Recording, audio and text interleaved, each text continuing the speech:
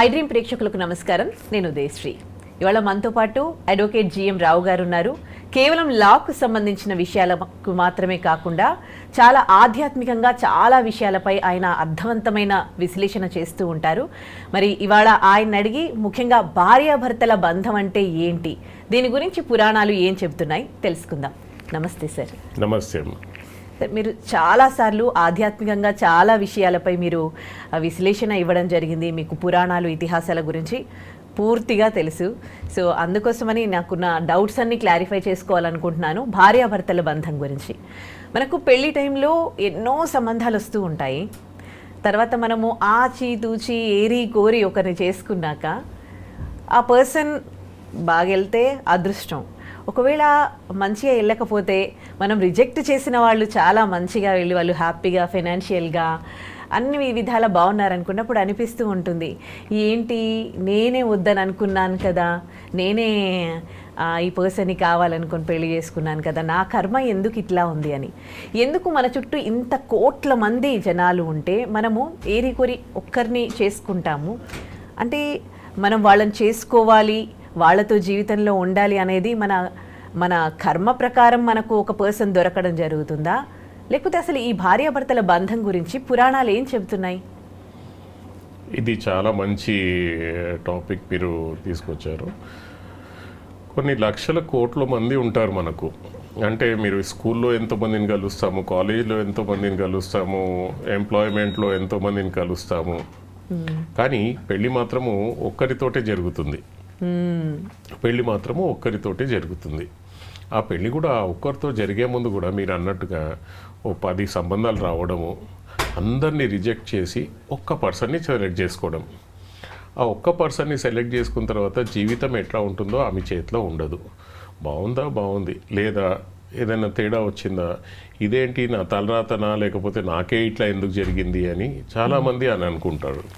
అంటే దీని విషయంలో మన గరుడ పురాణం ఏం చెప్తుందంటే, చనిపోయిన తర్వాత కర్మ మరియు రుణానుబంధం అనేది ఆ ఆత్మ వెంట వెళ్తుంది. కర్మ ప్లస్ రుణానుబంధం అనేది. ఇక్కడ ఒకటి మనం గుర్తుపెట్టుకోవాల్సింది ఏంటంటే, శివుడు ఆజ్ఞ లేనిది చీమైన కుట్టదు అన్నట్టుగా. ఓకే, దైవ సంకల్పం లేకుండా ఒక ఆకు కూడా కదలదండి, మీరు నమ్ముతారో లేదో. ఓకే, సో అంటే మన సంబంధాలు అనేవి యదృచ్ఛిత్తం కావు. ఓకే, అవి కర్మతో సంబంధించినవి. ఈరోజు మీరు నేను కలిసినామన్నా కానీ దీనికి కూడా ఒక రీజన్ ఉంటుంది. అంటే ఈ జీవితంలో ప్రతి దానికి ఒక రీజన్ ఉంటుంది. దేవుడు ఆజ్ఞ లేనిది ఏది జరగదు.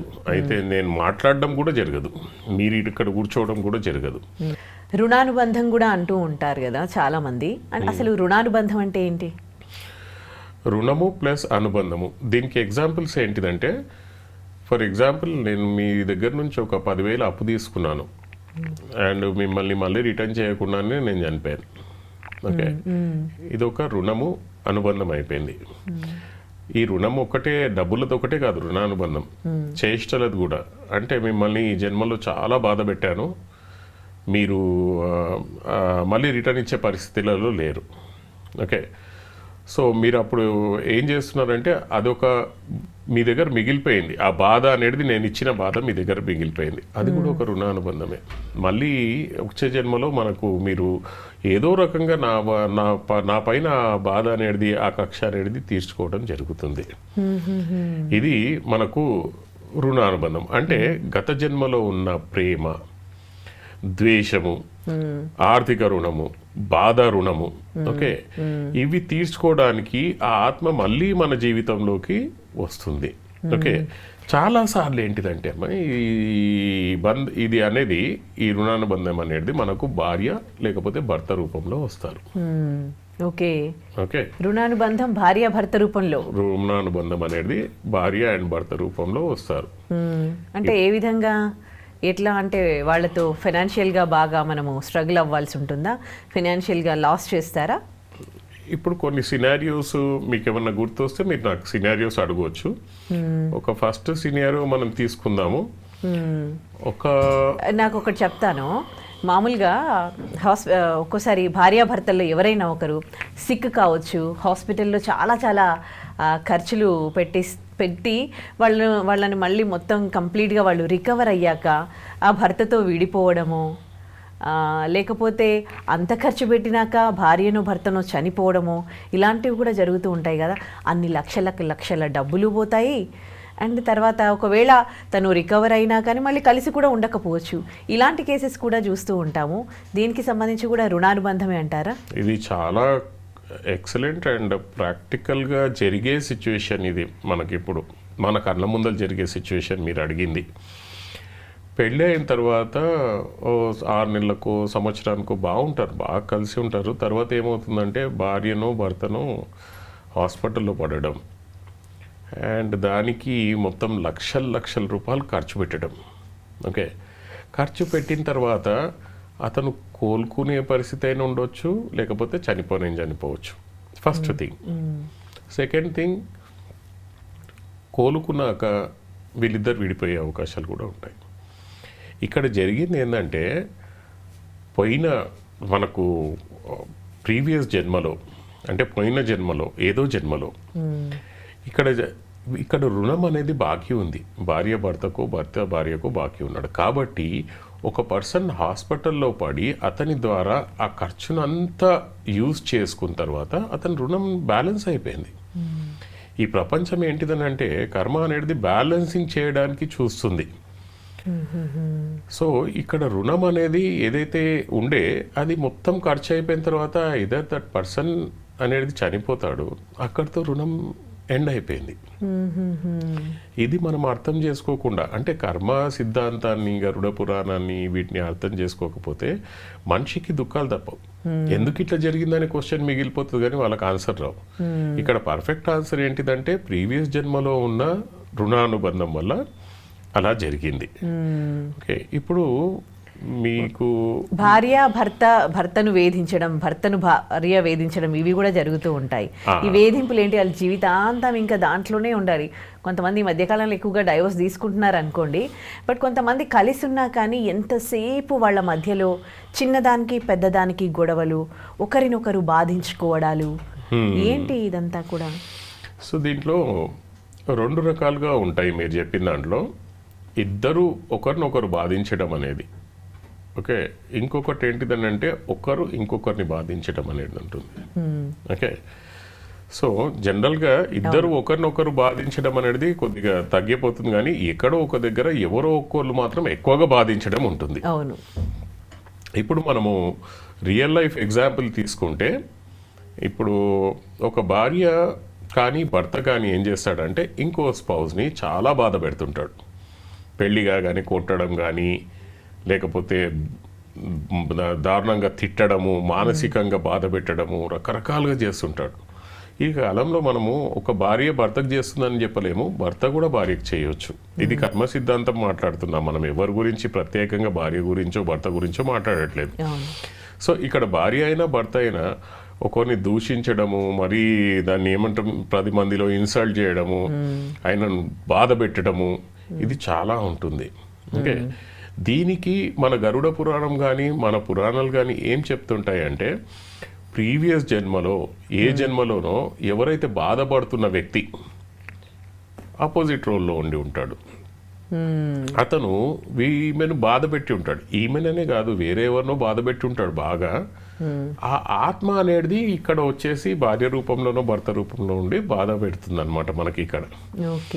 సో ఇక్కడ మనకు తెలుసుకోవాల్సింది ఒకటి ఏంటిదనంటే, ఆధ్యాత్మికంగా మనకు కొద్దిగా నాలెడ్జ్ ఉందనుకోండి, ఇది నా కర్మ తగ్గిపోతుంది అని చెప్పి అతను ఆ కర్మను కంప్లీట్ చేసుకుంటూ పోయాడు అనుకోండి, అతను పోయిన జన్మలో he made her to suffer, నా ఈ జన్మలో ఇతను కంప్లీట్గా సఫర్ కావాల్సిందే అని చెప్పి, అండ్ తప్పించుకోలేమండి సఫర్ కావడం అనేది. ఇప్పుడు ఆ సఫర్ కావడం అనేది ఎట్లా తప్పించుకోలేమని అంటే, ఇప్పుడున్న ప్రాక్టికల్ సిచ్యువేషన్లో అంత బాధ పెట్టి ఆమె నుంచి తప్పించుకుందాం అనుకున్నా కానీ ఇక్కడ ఏం చేస్తుంది, హస్బెండ్ ఆర్ వైఫ్ కోర్టులకు ఈడుస్తారు. కోర్టులకు ఈడ్చిన తర్వాత కోర్టులో 5 సంవత్సరాలు బాధపడ్డాం. ఓకే, ఆ డైవర్స్ కేసులని, డీబీసీ కేసులని, మెయింటెనెన్స్ కేసులని. కానీ బాధపడుతున్నాడు కదా ఎవరో ఒకళ్ళు. ఒక పర్సన్ మాత్రం నార్మల్గా ఉంటారు, అవును, ఇంకో పర్సన్ మాత్రం బాధపడుతుంటారు. So the same role was opposite in the previous life. So దాని గురించి అని చెప్పి మనకు ఈ జన్మలో ఈ రకంగా జరుగుతుంది అక్కడ. నాకు ఒక డౌట్ సార్, మీకు కర్మ సిద్ధాంతం తెలుసు, పురాణాలు చదివారు, ఇప్పుడు ఈ క్షణం మీరు నాతో మాట్లాడుతూ ఉన్నారు, ఇంకెవరో మిమ్మల్ని బాధించిండొచ్చు, అరే నా కర్మ ప్రకారమే జరిగిందని మీకు ఆ పెయిన్ని మీరు తీసుకోరా? మీకు కూడా ఇప్పుడు మిమ్మల్ని ఎవరో బాధించారు, ఇప్పుడు ఇంటర్వ్యూలో నేనే ఒక విధంగా మిమ్మల్ని ఏమన్నా హర్టింగ్ క్వశ్చన్ ఏమన్నా అడిగిండొచ్చు, మీరు ఆ క్షణం బాధపడ్డారు, మీ కర్మ సిద్ధాంతంలో నేను ఇలా అనుభవించేది ఉంది కాబట్టి నన్ను ఇలా అడిగింది అని మీరు అనుకొని మీరు తృప్తిగా ఉంటారా? తప్పకుండా. ఎందుకనంటే మనకు భగవద్గీతలో శ్రీకృష్ణుడు ఏమంటాడంటే దుఃఖము కానీ సుఖము కానీ రెండుని ఈక్వల్గా తీసుకోవాలని అంటాడు. అతనే యోగి. చాలా రేర్. నేను మీకు ఇప్పుడు ఇమీడియట్గా తిట్టానంటే మీ ఫేస్ మీద చేంజెస్ వచ్చేస్తాయి. మనకి ఎవరైనా కానీ మీరు తిట్టారంటే ఇమీడియట్గా చేంజెస్ వచ్చేస్తాయి. కానీ ఇప్పుడు అంటే కాంట్రవర్సీ చాలా నడుస్తుంటుంది సన్యాసుల గురించి. ఇప్పుడు కొంతమంది సన్యాసుల గురించి కాంట్రవర్సీ మీరు చూస్తున్నారు. సన్యాసం తీసుకున్న తర్వాత ఇట్లాంటి మాటలు మాట్లాడొచ్చా, సన్యాసం తీసుకున్న తర్వాత ఈ లోకం గురించి ఇవి మాట్లాడొచ్చా అని చెప్పి. నిజమే, అవన్నీ మాట్లాడకూడదు. ఒక స్టేజ్ ఆధ్యాత్మికంలో ఒక స్టేజ్ వచ్చిన తర్వాత ఎవ్రీథింగ్ ఈజ్ ఈక్వల్, అంతా శివమయం, నీకు జరిగేది ప్రతిదీ శివుడి ఆజ్ఞ వల్లనే జరుగుతుంది. ఆయన ఆజ్ఞ వల్ల జరిగిన తర్వాత నువ్వు కాదని ఎట్లా అనగలుగుతావు? అంటే ఒక నాలెడ్జ్లో మీకు పర్ఫెక్ట్గా తెలుసు ఆయన ఆజ్ఞ వల్లనే జరుగుతుందని చెప్పి. సో అప్పుడు మీకు ₹1,00,000 వచ్చాయి, అప్పుడు సంతోషపడాల్సిన పని లేదు. మీకు తెలుసు ఆయన ఆజ్ఞ వల్ల వచ్చాయని. మీ దగ్గర నుంచి ₹1,00,000 పోయాయి, అప్పుడు కూడా బాధపడకూడదు మీరు. ఎందుకు అంటే అది శివుడు ఆజ్ఞ వల్లనే జరిగింది. isn't it? సో ఏదైనా కానీ మనకు ఎప్పుడైతే దైవాజ్ఞ వల్ల జరుగుతుంది అని అనుకుంటున్నామో he will be always happy. అతను శరీరంలో సగం కాలు పోయినా కానీ he will be always happy. You can take the example of Ramana Maharshi. Okay, మనము వేరు, శరీరం వేరు. నా శరీరం నా చెయ్యి అంటాం, నా అనేది వేరు. ఓకే, ఈ శరీరం అనేది వేరు. శరీరానికి ఏమని జరిగితే నా శరీరంకి నా చెయ్యికి ఇది జరిగింది అంటాం, కానీ శరీరం మనం కాదు. ఇంత జ్ఞానం మనకు వచ్చిన రోజు డెఫినెట్గా ఇప్పుడు ఫ్యామిలీలో ఇది రానియండి. ఈరోజు మనం ఇది వీడియో చేసేది కూడా ఎంతోమంది పుణ్యం ఉంటేనే కానీ వీడియో చూడగలుగుతారు. అట్లీస్ట్ వాళ్ళకి నాలెడ్జ్ వచ్చేది. ఇప్పుడు ఇంట్లో గొడవలు నడుస్తున్నాయి, ఎందుకు నడుస్తున్నాయి? అందరికి ఒకటే క్వశ్చన్, నాకే ఎందుకు జరుగుతుంది ఇది, నన్నే ఎందుకు వదిలేశాడు? ఇట్లాగే అనుకుంటాం, ఇలాగే ఆలోచిస్తాం. ఇప్పుడు ఒక సడన్ నా దగ్గరకు ఒక కేసు వచ్చింది. ఒక అమ్మాయి, ఒక అమ్మాయి వాళ్ళ ఇంట్లో, దిస్ ఈజ్ రియల్ కేస్, వాళ్ళ ఇంట్లో ఏంటిదనంటే ఒకటే అమ్మాయి అని చెప్పి కనీసం ఒక 50 సంబంధాలు చూశారంటండి. 50 సంబంధాలు చూసిన తర్వాత ఒకరిని పిచ్చి పెళ్లి చేశారు. పెళ్లి చేసిన తర్వాత 3 months అయినా కానీ ఆమెకు పిల్లలు పుట్టకపోయేసరికి వాళ్ళ అమ్మమ్మ అడిగిందంట, అసలు ఏంటిదమ్మా మీరు మీ హస్బెండ్ కలిసి ఉంటున్నారా లేదా అంటే ఈమెకు అర్థం కాలేదంట కలిసి ఉండడం అంటే ఏంటిదని. ఆమె డీటెయిల్గా చెప్పిందంట వాళ్ళ అమ్మమ్మ, లేదు ఇట్లా కలిసి ఉన్నారా లేదా అది ఇదని అంటే అసలు ఆయన నాకు అసలు ముట్టుకోలేదు ఇప్పటి వరకు అని చెప్పిందంట. ఎంక్వైరీ చేస్తే ఏంటంటే హీఈస్ ఏ ఇంపార్టెంట్ గై. అయ్యయ్యో, ఇప్పుడు కర్మ ఎక్కడుంది? అమ్మాయి ఇప్పుడు లాస్ట్ జన్మలో ఈమె ఏం రాసుకొని తెచ్చుకున్నందువల్ల అట్లాంటి సంబంధం వచ్చింది అండ్ ఈమె బాధపడవలసి వచ్చింది. Isn't it? సో ఇవి మనకేంటిదనంటే ఇంకా వేరియస్ సినారియోస్ ఉంటాయి మనకు. మీరు అడిగింది ఇప్పుడు బాధించే వైఫ్ కానీ బాధించే ఇది కానీ, మనము మాట్లాడుకుంది ఆర్థిక రుణం గురించి కూడా ఒకటి మీరు అడిగారు, అసలు ఎంతో మంది ఇది చేస్తుంటారని చెప్పేసి. ఇంకొక సినారియో మీరు ఆలోచిస్తే, నాకు అసలు టైమే ఇవ్వరండి నా హస్బెండ్ కానీ వైఫ్ కానీ అని అనుకుంటుంటా.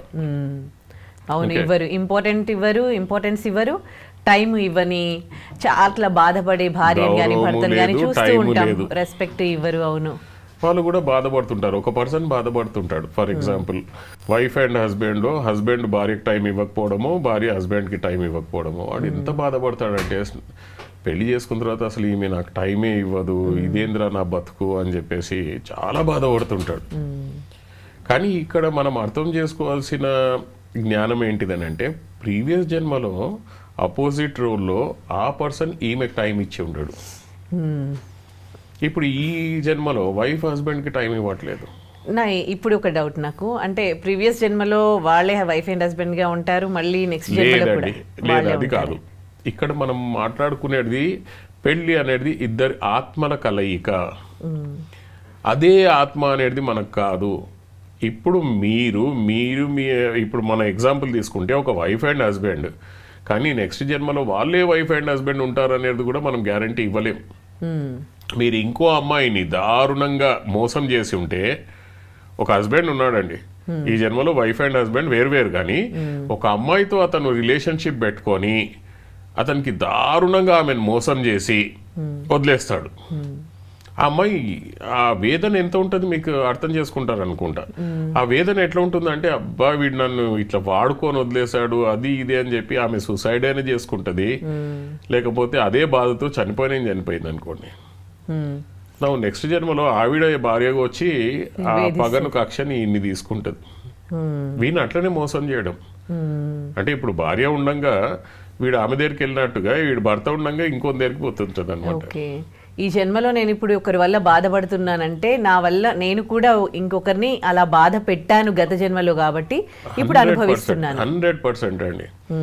ఈ కాలంలో ఎన్ని కోర్టు కేసులు నడుస్తున్నాయో, ఇప్పుడు నేను స్పెషల్గా ఈ కోర్టు కేసులలో అంటే నాకు నేను గొప్ప చెప్పుకోను కానీ జనాలు అంటుంటారు, ఎందుకంటే నేను చాలా ఫ్రీ అడ్వైజ్లు ఇవ్వడము, రైట్ అడ్వైజ్ ఇవ్వడము.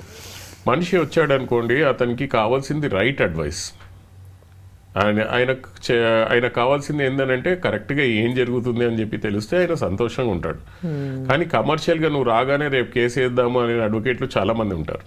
ఇక్కడ నేను వాళ్ళని కూర్చోబెట్టి ఎక్స్ప్లెయిన్ చేస్తాను, లేదమ్మా మీరు ఇట్లా బాధపడకూడదు, మొత్తం ఫ్యామిలీ ఎందుకు బాధపడుతున్నారు, ఇది మీ కర్మ, అది కర్మ వెళ్ళిపోతుంది అనే సంతోషంలో మీరు ఉండాలి. ఓకే, ఇంకొకటి ఏంటంటే చావు అనేది ఒక ప్రమోషన్, ఇజంట్ ఇట్? చావు అంటే తెలుగు బాధపడుతుంటారు, ఆయన చనిపోయాడు అది ఇది అని చెప్పి, but it is the next level of promotion. ఈ జన్మలో ఉన్న కర్మలు మాక్సిమంగా కంప్లీట్ చేసుకుంటారు. తెలివి ఉన్నవాడు కర్మలను మొత్తం రెడ్యూస్ చేసుకుంటూ పోతాడు. ఇందాక మనం మాట్లాడుకున్నట్టుగా కర్మలు అనేటివి 3 రకాలుగా ఉంటాయి మనకు. ఒకటి సంచిత కర్మ. సంచిత కర్మ అనేది టోటల్ ఒక గోడౌన్. ఎన్ని జన్మలలో పాపాలు చేశామో అవన్నీ వెళ్ళి ఆ బాస్కెట్లో, ఆ గోడౌన్లో ఉన్నాయి మనకు. ఓకే, మనం పుట్టినప్పుడు దాంట్లో నుంచి కొన్ని మంచి కర్మలు, కొన్ని చెడు కర్మలు మనకు వస్తాయి. దిస్ ఈస్ ప్రారబ్ధ కర్మ. ప్రారబ్ధ కర్మ అంటే మనతో పాటు వచ్చినాయి, దీని నుంచి తప్పించుకోవడం కష్టం మనం. ఓకే, ఇది కంపల్సరీగా రాముడు కృష్ణుడు కూడా మనకు నేర్పించినాయి అవే. ఆ కర్మ నుంచి మనం బయటికి పోలేమని చెప్పి. సో ఎప్పుడైతే మనకు ఒక కాలికి దెబ్బ తగిలింది అనుకోండి, నాకే ఎందుకు తగిలింది అని అనుకునే బదులుగా కాలు ఇరిగిపోయాడేమో, మిమ్మల్ని దేవుడు కాపాడాడు, దానికి మీరు దానికి ఏంటంటే కృతజ్ఞత భావంతో దేవుడా నాకు తప్పించావు చాలు, నాకు ఒక కర్మను తగ్గించావు అని అనుకోవడం. ఓకే, మనం ప్రతిసారి బాధపడ్డప్పుడేలా బాధపడకుండా ఒక సంతోషానికి కన్వర్ట్ చేసుకొని దేవుడికి చెప్పడం ఏంటంటే, నాకు ఈ రూపంలో నువ్వు కర్మను తీసేస్తున్నావు, థ్యాంక్ యూ అని చెప్పుకోవడంలో మన వివేకత్వం, మన ఆలోచన అనేది, మన జీవితం అనేది మార్చేస్తుంది. అంటే మనం చూసే విధానంలో ఉంది. నేనే బాధపడుతున్నాను, దారిద్ర్యం అంటారు. ఓకే, అవును, కొంతమంది చాలా దారిద్ర్యంలో బతుకుతూ ఉంటారు. వాళ్ళు పుట్టినప్పటి నుంచి చిన్నప్పుడు ఒకలాంటి కష్టాలు, అదేంది పెళ్లి చేసుకున్నాక భర్తతో కష్టాలు, పిల్లలు పెద్దగయ్యాక పిల్లలు కొడుకు కొడుకు కొడుకు అని అనుకుంటే కొడుకుతో కష్టాలు, కోడలితో కష్టాలు. ఆ తర్వాత నేను చూసిన ఒక పర్సన్ అనమాట, అసలు ఆవిడ పుట్టినప్పటి నుంచి ఏం సంతోషంగా ఉందో నాకు తెలియదు. అంటే ఆవిడ కూడా చెప్తూ ఉంటుంది, చిన్నప్పుడు దరిద్రంలో బతికిరు అనమాట వాళ్ళు. ఆ తర్వాత పెళ్ళైనాక భర్త తాగుబోతు, ఆ తర్వాత ఇద్దరు పెళ్ళి కష్టం మీద తాగుబోతు భర్తతో పెళ్ళిళ్ళు చేసింది పిల్లలవి.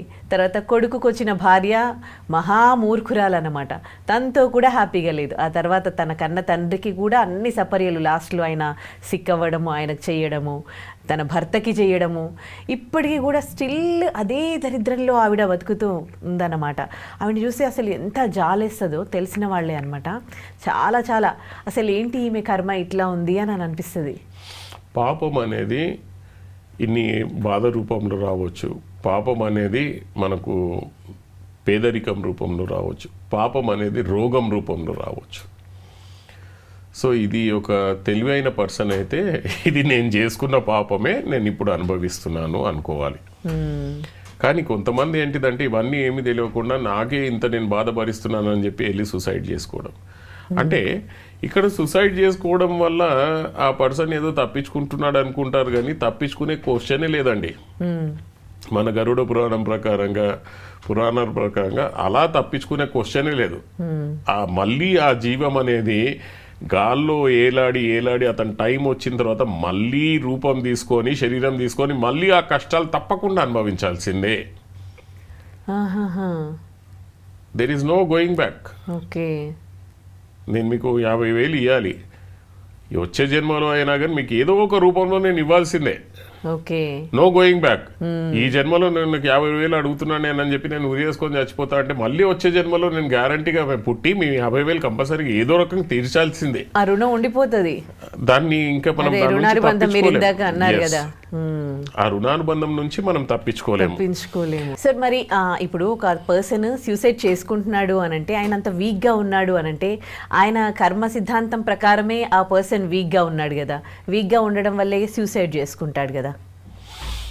ఈ సూసైడ్ చేసుకోవడం అనేది కర్మ అనేది కుదరదండి. బికాజ్ ఈ సూసైడ్ అనేది పెద్ద తప్పు ఫస్ట్ ఆఫ్ ఆల్. అండ్ రెండోది ఏంటిదంటే it is on his will power. Okay, ఆయన తలుచుకొని చేసుకునేది. దేవుడు మనల్ని పప్పెట్గా పుట్టించలేదు. కొన్ని డిసిషన్స్ మనం తీసుకుంటాం, తప్పు చేస్తామా రైట్ చేస్తామా అనేది మన చేతిలో ఉంటుంది. దేవుడు చేయించాడు మళ్ళీ అది. మీకు తెలుసు మైండ్ స్ట్రాంగ్ మైండ్ అనేది మనది, అది దేవుడు పుట్టించింది కాదంటారా? లేదు, కొన్ని డిసిషన్స్ మన మీద వదిలేస్తాడు దేవుడు. అంటే ఎప్పుడు మనం మంచి చేయాలా చెడు చేయాలా రెండు మనకు ఒక థాట్ వస్తుంది. ఒక్క సెకండ్లో మీరు ఆలోచిస్తే మీరు ఒకటి ఇమీడియట్గా నా పైన హార్ష్గా రియాక్ట్ అయ్యారు. నేను రెండు రకాలుగా రియాక్ట్ అవ్వచ్చు. నేను మిమ్మల్ని తిట్టొచ్చు, కొట్టొచ్చు, లేదా కామ్గా ఉండొచ్చు. దానికి తీసుకునేది ఒక సెకండ్ డిసిషన్. నేను ఎట్లా రియాక్ట్ అవ్వాలనేది డిసిషన్. ఇప్పుడు ఒక ఎగ్జాంపుల్ తీసుకుంటే శ్రీకృష్ణుడు దుర్యోధనునికి అర్జునునికి వెళ్ళి మీరు తప్పు చేస్తున్నారు అని అంటే నేను ఎట్లా మారాలి అని చెప్పి అర్జునుడు అడిగితే ఇలా మారొచ్చు అని చెప్పాడు. కానీ దుర్యోధను ఏమన్నాడు, నేను మారను, ఇలాగే ఉంటాను అన్నాడు. సో అట్లాంటి వాళ్ళని ఏం చేయలేం మనం. సో ఈ సూసైడ్ టెండెన్సీ అనేది మాత్రము కర్మ సిద్ధాంతం ప్రకారం కాదండి. వాళ్ళ విల్ పవర్, వాళ్ళు ఓన్గా చావాలనుకోవడం. అయినా కానీ వాళ్ళంతటా వాళ్ళు చచ్చిన తర్వాత అంత ఈజీగా వాళ్ళకి నెక్స్ట్ శరీరం దొరకదు. చాలా యాతనలు పడిన తర్వాత మళ్ళీ శరీరం వచ్చి మళ్ళీ ఆ కర్మను తప్పకుండా అనుభవించవలసిందే. అంటే ఏం చెప్తుంది ఈ సూసైడ్ కి సంబంధించి? మరి సూసైడ్ టెండెన్సీ అనేది ఎందుకు ఉంటుంది వాళ్ళ ఫ్యామిలీ హిస్టరీలో ఒకవేళ అలా కాకపోతే? ఈ సూసైడ్ టెండెన్సీ అనేది ఎందుకు వస్తుందని అంటే వాళ్ళ చేసుకున్న కర్మలు అండ్ వాళ్ళు అనుభవించబోయే బాధల గురించి. కానీ సూసైడ్ చేసుకోవాలా వద్దా అనేది వీళ్ళ డిసిషన్ ఉంటుంది. అది దేవుడు రాసిన కర్మ వల్ల కాదు. ఒక ఎగ్జాంపుల్ తీసుకుందాం, ఇక్కడ అందరికీ తెలిసింది. ఆవిడ పేరేంటి, అంబాలిక. వీళ్ళు ఉంటారు అంబాలిక. ఓకే, భీష్ముడు ముగ్గురిని తీసుకొస్తే ఒక పర్సన్ ఏంటిదని అంటే తను వదిలేస్తాడు. ఇంకో పర్సన్ని ఆయన మీద లవ్ చేస్తుందని అంటే ఈమె వదిలేస్తాడు. అతను కూడా నా దగ్గరికి ఇప్పుడు ఎందుకు వస్తున్నావు, అతను ఎత్తుకపోయిన తర్వాత నాకు అవసరం లేదంటే ఆవిడ విల్ పవర్ తోటి తపస్సు చేసి చనిపోయి శిఖండిగా అవతారం ఎత్తింది. ఇది అందరికి తెలిసిందే కదా రీఇన్కార్నేషన్ గురించి. Isn't it? సో అక్కడ ఏం పని చేసింది? కర్మనే పని చేసింది. ఆమె ద్వేషమే పని చేసింది. ఆమె భీష్ముని చంపాలనే ఉద్దేశంతో పుట్టింది. అంటే ఆ కక్ష, ఆ ద్వేషము తనలో పెట్టుకొని ఆవిడ నెక్స్ట్ జన్మలో శిఖండిగా పుట్టి భీష్మునికి మరణానికి కారణం జరిగింది. ఓకే, ఇది ఈ రకంగా సీక్వెన్స్ లో మనకు ఈ రుణానుబంధం కానివ్వండి, లేకపోతే మన బాధలు ఇవన్నీ వస్తాయి. దీంట్లో ఇంకొక మంచి సినారియో ఒకటి నాకు గుర్తొస్తుంది. సంపాదించే భార్య, ఆధారపడే భర్త. అవును, ఓకే, ఈ కాలంలో జరిగేది. ఒక్కొక్కసారి సంపాదించే భార్య, ఆధారపడే భర్త. సో దీంట్లో ఏమవుతుందంటే భార్య సంపాదిస్తుంటది, హస్బెండ్ ఇంట్లో కూర్చొని తింటుంటాడు. చాలా ఉన్నాయండి ఇట్లాంటి కేసెస్ చూస్తుంటే. సో పాపము అక్కడ అనుకుంటారు ఎందుకు ఇట్లా జరుగుతుందని చెప్పి. పోయిన జన్మలో ఏదో ఒక జన్మలో భర్తది ఆధిపత్యం చాలా ఉండి ఉంటది ఫైనాన్షియల్ గా. అంటే ఏది ఖర్చు పెట్టాలన్నా కానీ నా దగ్గరికి ఎంచే తీసుకోవాలని, హీఈస్ ద అర్నింగ్ పర్సన్ అప్పుడు.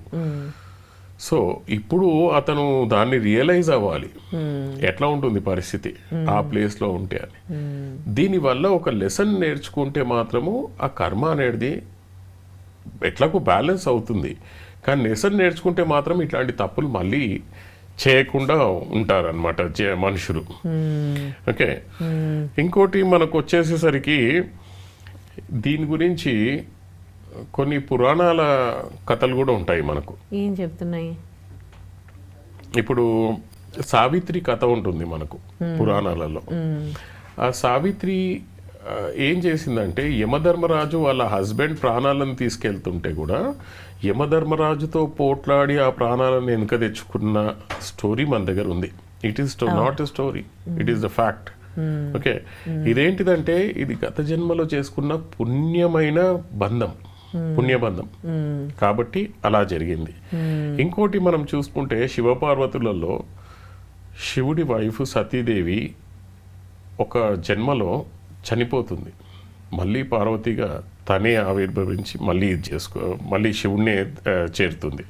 ఇదేంటిదంటే శాశ్వత రుణానుబంధానికి ఒక మంచి ఉదాహరణ.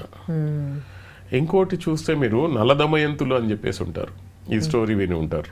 నలుడు ఒక రాజు, దమయంతి అతని భార్య.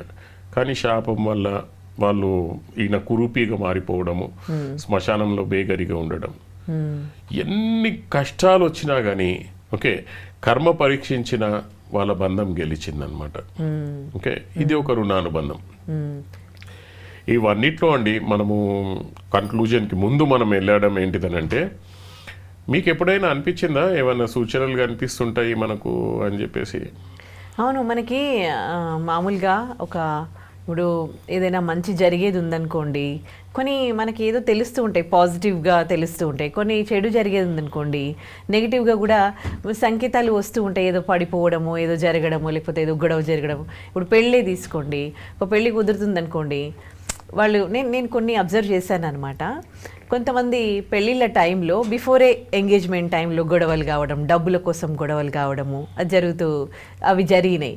ఆ తర్వాత పెళ్ళైనాక వాళ్ళు ఏమంతా హ్యాపీగా లేరు అనమాట.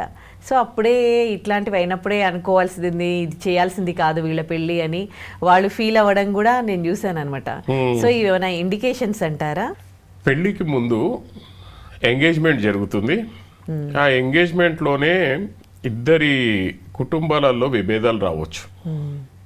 ఓకే, ఇద్దరి కుటుంబాలలో విభేదాలు రావచ్చు. ఆ విభేదాలు మనకి ఎట్లాంటి వరకు దారి తీస్తుందంటే ఈ పెళ్లి చేసుకోకపోవడమే బెటర్ అని అనిపిస్తుంది. ఓకే, కొన్ని ఇన్సల్ట్స్ జరగవచ్చు, కొన్ని జరగవచ్చు, ఏదో కానీ అక్కడ ఏమొస్తుందంటే అరే ఎంగేజ్మెంట్ అయిపోయింది కదా, ఎంగేజ్మెంట్ అయిపోయినప్పుడు ఇప్పుడు వదిలేస్తే వాళ్ళు నా మీద కేసు వేస్తారేమో, లేకపోతే వదిలేస్తే పాపం వాళ్ళ జీవితం ఏమవుతుందేమో, సంథింగ్ వల్ల మనం ప్రొసీడ్ అవుతాం. ఇది మన కర్మల వల్ల దేవుడు కల్పించే సూచనలు. బాబు ఈ వివాహం నీకు సెట్ కాదని, కానీ ఆ కర్మ బ్యాలెన్స్ అవ్వాల్సిందే కాబట్టి మళ్ళీ పెళ్లి చేసుకుంటారు. చాలా మందికి అడగండి, పెళ్లికి ముందు గొడవలు అయ్యాయా? విడిపోతారు వాళ్ళు. చూడండి, మీరు విడిపోయిన వాళ్ళకు పిలిచి అడగండి ఎవరికైనా. అంటే మీ లైఫ్లో ఎప్పుడైనా ఎక్స్పెరిమెంట్ చేయండి, ఎవరైనా విడిపోయారంటే మీకు ఎంగేజ్మెంట్ అప్పుడు ఏమైనా గొడవలు వచ్చాయా అని అడగండి. గ్యారంటీగా ఎస్ అండి మీకు ఎట్లా తెలుసు అన్నట్టు మాట్లాడతారు. అది వచ్చినా కానీ పెళ్లి చేసుకోవడం అంటే forcible. So they have to enjoy that కర్మ. ఆ కర్మ ఎంజాయ్ చేసేంత వరకు ఆ బంధం ఉంటుంది, దాని తర్వాత మళ్ళీ విడిపోతారు, లేకపోతే ఎవరో ఒకరు పాస్ అయిపోవడం జరుగుతుంది. బలవంతంగా చంపేయడము, ఇప్పుడు వైఫ్ అండ్ హస్బెండ్ ఉన్నారు కదా ఆ రకంగా. సో ఇది కొన్నిసార్లు ఏంటిదంటే అవి హెచ్చరికలను చూపిస్తుంది, కానీ మన కర్మ తీరాలి, బ్యాలెన్స్ అవ్వాలి. కాబట్టి డెఫినెట్గా ఆ టైం అనేది మనకు ఫోర్స్ చేస్తుంది పెళ్లి చేసుకోవాలని చెప్పేసి. ఓకే, నాకు ఇంకొక డౌట్, అంటే నాకు తెలిసిన వాళ్ళు ఈ క్వశ్చన్ అడగమన్నారు. మామూలుగా ఒక ఫ్యామిలీ 4 సిస్టర్స్ ఉన్నారు. వాళ్ళందరూ కూడా చాలా బ్యూటిఫుల్గా ఉంటారు, మంచి టాలెంటెడ్. కానీ వాళ్ళ ఫాదర్ వాళ్ళ బ్యూటీకి తగ్గట్టు, వాళ్ళ టాలెంటెడ్కి తగ్గట్టు వాళ్ళని దేంట్లో ఎంకరేజ్ చేయలేదు. అండ్ చాలా ఎర్లీగా పెళ్ళిళ్ళు చేసేయడం వల్ల అంటే వాళ్ళు ఇంకా ఇంటికే పరిమితం అయిపోయారనమాట. సో వాళ్ళని చూసినప్పుడు, వాళ్ళ పేర్స్ని చూసినప్పుడు చాలామంది ఇట్లా అంటారనమాట, బా ఎంత అందగా తెలుగు మీకు తగ్గట్టుగా ఒక్కరు కూడా లేరు కనీసం అని. కానీ వాళ్ళు ఫినాన్షియల్గా కూడా ఎవ్వరు కూడా అంత స్ట్రాంగ్గా కూడా లేరు. సో ఏంటి, దేవుడు వాళ్ళకు అన్ని ఆర్ట్స్ ఇచ్చారు కానీ ఎంకరేజ్ చేయలేదు. కానీ అంత అందం ఇచ్చారు, దానికి తగ్గ పార్ట్నర్ ఇవ్వలేదు, దానికి తగ్గ లైఫ్ ఇవ్వలేదు. అంటే ఏంటి వాళ్ళ కర్మ అన్నట్టుగా అనిపిస్తుంది వాళ్ళని చూస్తే. ఇప్పుడు మీరు కరెక్ట్గా ఇవన్నిటి మనం సీక్వెన్స్ అరేంజ్ చేసుకుంటే, ఈ అందంగా ఎవరైతే ఉన్నారో వీళ్ళు అదే పని వేరే అందంగా ఉన్న వాళ్ళకు, అంటే వీళ్ళకు పుట్టిన వాళ్ళు ప్రీవియస్ జన్మలో ఎక్కడో ఇదే ట్రీట్మెంట్ చేసి ఉంటారు. ఓకే, వీళ్ళు కూడా అదే ట్రీట్మెంట్ చేసి ఉంటారు. కాబట్టి ఈ జన్మలో అనేది డెఫినెట్గా వాళ్ళకు ప్రతి దానికండి మనం ఒక ఇది చూస్తే, ఇప్పుడు ఇవన్నిట్లో నుంచి మనం ఒక్కటి మిస్ అయ్యాము. అదేంటిదనంటే successful marriage. Okay, successful marriage అని అంటే డబ్బు కాదు. ఓకే, మనం ఫోటోలు దిగడం కాదు, సోషల్ పోస్టులు కాదు, పెద్ద బిల్డింగ్లు ఉండడం కాదు, కారు ఉండడం కాదు, ఏముండడం కాదు. పరస్పర ఎదుగుదల, పరస్పర గౌరవము, పరస్పరంగా కర్మను బ్యాలెన్స్ చేసుకుంటూ పోవడము. ఇది ఎవరు అని అంటే చాలా పెద్ద యోగిక్ టైప్ ఆఫ్ ఫ్యామిలీస్ ఉంటాయి కొన్ని. వాళ్ళు ఏంటిదనంటే ఇవన్నిటిని అర్థం చేసుకొని కర్మ అనుసారంగా నడుచుకుంటుంటారు. మీరు ఇప్పుడు కూడా మన ఈ జన్మలో కూడా కొంతమంది ఉన్నారు, బాధపడుతూ కూడా అనుభవిస్తూనే ఉంటారు. మీకు ఒకటి తెలుసో లేదో అండి, నేను చిన్నప్పుడు ఒక ఫ్యామిలీని చూశాను, ఇది రియల్గా నా ముందర జరిగింది. ఆ ఫ్యామిలీలో ఏంటిదనంటే వాడి హస్బెండ్ ఒక psycho. Is a great artist, he was a great artist. అతను అసలు ఆర్ట్ వేస్తే అసలు అందరు ఇదైపోయేది. ఆడొక పెద్ద సైకో. వాడు ఎట్లా అంటే భార్యకు ఎప్పుడైనా కోపం వస్తే చెవు కొరికేసేవాడు. రియల్గా నేను చిన్నగా ఉన్నప్పుడు చూసాను, ఆ చెవు కొరికి ఇట్లా పక్కన పడేస్తే అది అక్కడ పడి ఉండేది. అట్లా ఆ రకంగా రకరకాలుగా ఒకసారి కోపం వచ్చి కట్టెలతో కొట్టి ఆమె కాళ్ళు ఇరగొట్టేశాడు. ఆమె అట్లనే నడుస్తూ ఆయన దగ్గరే బతికిందండి. నేను వెళ్ళిపోతానని అనలేదు, ఆయన అక్కడే బతికింది. లాస్ట్కి ఒక దినం ఆమెను చంపేశాడు, మొత్తం ఇల్లంతా రక్తం. అయినా కానీ ఆమె అక్కడే బతికింది. సో ఇప్పుడు గ్రేట్నెస్ ఎవరిది? వీడిది కాదు, ఆమెది. ఆమె ఏంటిదనంటే ఆమె కర్మ ఏ జన్మలో చేసుకుందో, వాడిని ఎంత బాధ పెట్టిందో, వాడిని అట్లా చంపి ఉండొచ్చు, వాడు ఈమెను చంపాడు. కానీ ఈమె కంప్లీట్గా కర్మ అనేది అనుభవించి వెళ్ళిపోయింది. ఓకే, కర్మ మూట కట్టుకున్నాడు, ఈడు కర్మ మూట కట్టుకున్నాడు కొత్తగా.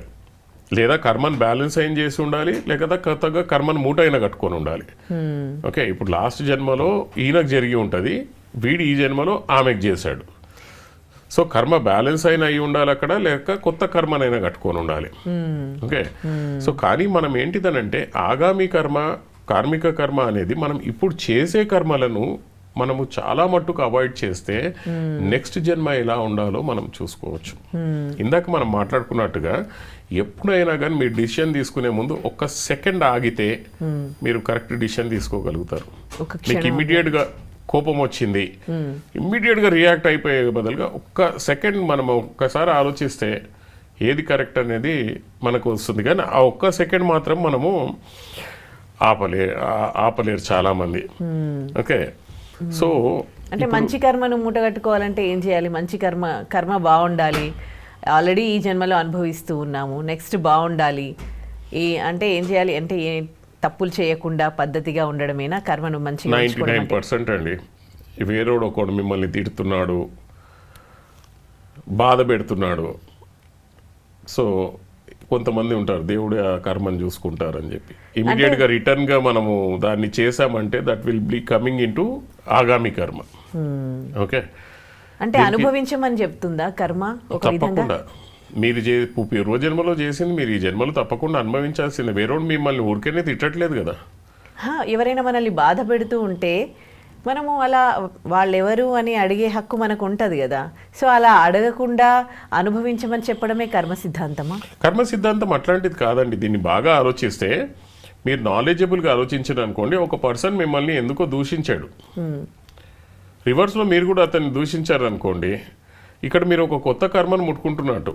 వాడు ఎట్లాగో ఒక కొత్త కర్మను తీసుకుంటున్నాడు మిమ్మల్ని దూషించి, ఒకవేళ ఇది ఫ్రెష్గా అయితే మీరు కూడా దూషించి మళ్ళీ ఇంకో కర్మను క్రియేట్ చేసుకుంటున్నారు. Isn't it? ఓకే. సో మ్యాక్సిమంగా అయినంత వరకు ఆత్మ దృష్టితో చూస్తే ఏ ఆత్మను బాధ పెట్టకుండా ఉండాలి మనము. ఓకే. మన తరఫు నుంచి ఏ ఆత్మని బాధ పెట్టకుండా ఉండాలి మనం. వాళ్ళకి న్యాయం చేయకపోయినా అన్యాయం చేయకూడదు. దీనికి ఒక చిన్న కథ ఉంది, అది చాలా ఎప్పుడో చదివాను నేను. ఒక పర్సన్ చిన్న తోపుడు పీట లాంటిది ఉంటుంది, ఆ పీట మీద కూర్చొని కాలు చేతులు ఉండవు, దానికి ఇట్లా ఇట్లా నూక్కుంటూ పోతున్నాడంట. అక్కడ ఒక స్వామీజీ శిష్యులతో పోతుంటే అతన్ని చూసి చాలా బాధపడి, స్వామి అతనికి ఏదైనా చేయండి కదా అని అన్నట్టాడంట. ఆయన నవ్వి గచ్చివి అయిపోతాడు. తర్వాత మళ్ళీ ఆ శిష్యులు మళ్ళీ అదే అడుగుతుంటే ఆయన చెప్తాడు, ఆయన ఎవరో కాదు బాబు, పోయిన జన్మలో ఈయన ఇంకో ఆవిడ కలిసి ఆ లేడీ వాళ్ళ హస్బెండ్ని చంపేశారట, లారీ కింద వేసి. అంటే వీడు అక్రమ సంబంధంలో ఉన్నాడు ఆమెతోటి, వాళ్ళ హస్బెండ్ని తీసుకొచ్చి లారీ కింద పడి కాళ్ళు చేతులు వెళ్ళిపోయేలా చేశాడు అనమాట వీడు. ఈ జన్మలో ఆ పీట మీద అలా అనుభవిస్తున్నాడు. So nobody can rectify him now. Help చేయడం కూడా వేస్ట్. అంటే అది జ్ఞానుల ప్రకారంగా అలా మనం డిసైడ్ చేయొచ్చు మనం. ఇప్పుడు ఒక పర్సన్ ఇప్పుడు ఈ రకంగా మీరు ఫేమ్గా ఇప్పుడు ఇది ఉన్నారు అని అంటే దట్ ఈస్ యువర్ పుణ్యము, మనం చేసుకున్న పుణ్యము, మనం చేసుకున్న పాపము. దానివల్ల మనం బాధలు అనుభవిస్తాం, లేకపోతే రోగం అనుభవిస్తాము. లాస్ట్కి నేను చెప్పేది ఏంటంటే, ప్రతి ఒక్క ఫ్యామిలీ అనేది వాళ్ళ కర్మను అర్థం చేసుకొని కర్మను పూర్తి చేసుకుంటే నెక్స్ట్ జన్మ అనేది బాగుంటుంది. కర్మ నుంచి నేను ఏదో ఎస్కేప్ అవుతాను షార్ట్ కట్ రూట్స్ అంటే మాత్రము ఇక్కడ ఏ షార్ట్ కట్స్ రూట్స్ లేవు మనకు. షార్ట్ కట్ రూట్లో మనం ఏదో సుసైడ్ చేసుకుందాం అనుకుంటే కాదు, మళ్ళీ జన్మ తీసుకొని కూడా ఆ కర్మను తప్పకుండా అనుభవించాల్సిందే. సో ఇక్కడ ప్రేక్షకులు ఎవరైతే ఇది వీడియో చూస్తున్నారో వాళ్ళందరూ అర్థం చేసుకోవాల్సింది ఏంటంటే, ఏ బాధలైనా కానీ సంతోషమైనా కానీ, హస్బెండ్ మన జీవితంలో రావడం కానీ, పిల్లలు మన జీవితంలో రావడం కానీ, ఇవన్నీ ఏంటిదనంటే మనకు కర్మ అండ్ రుణానుబంధం ప్రకారంగానే మనకు వస్తాయి. మధ్యలో వచ్చేపోయే వాళ్ళు కూడా మన కర్మ అండ్ రుణానుబంధమే వచ్చి మనల్ని తిట్టిపోవడమో, మనకు డబ్బులు ఇచ్చిపోవడమో, లేకపోతే మన దగ్గరికి డబ్బులు తీసుకొని పోవడమో, ఇవన్నీ జరిగేటి కర్మ అండ్ రుణానుబంధం ప్రకారంగానే జరుగుతుంటాయి. చాలా మంచిగా విశ్లేషించారండి. Thank you so much. Thank you. నిజంగా ప్రస్తుతం ఉన్నటువంటి సమాజం దేనికి ప్రయారిటీ ఇస్తుంది? ఆర్థిక సంబంధాల చుట్టూ మాత్రమే తిరుగుతోంది. మళ్ళీ ఎన్నికలంగానే చాలా విరక్తి కలుగుతాను. మంచి అనిపిస్తుంది కదా, లేడీస్ కూడా ఛాలెంజింగ్ జాబ్స్ చేసినప్పుడు చాలా బాగుంటుంది.